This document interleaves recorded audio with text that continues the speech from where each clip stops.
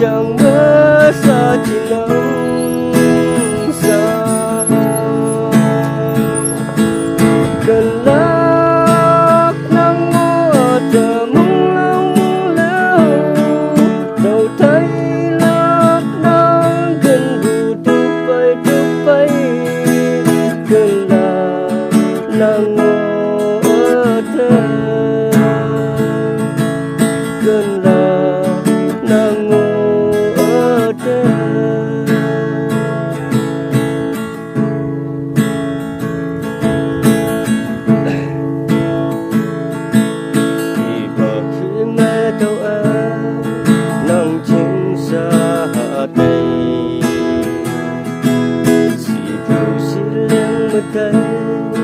nắng tay ngô vốn thơ quăng ngay về nằm lên ngồi mực lăng ngồi nhấp như lần nắng tay vốn thơ đau ngã ba chồng cơn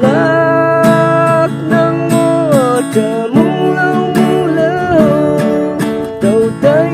lắc nắng cần đủ tụt vây cơn là nắng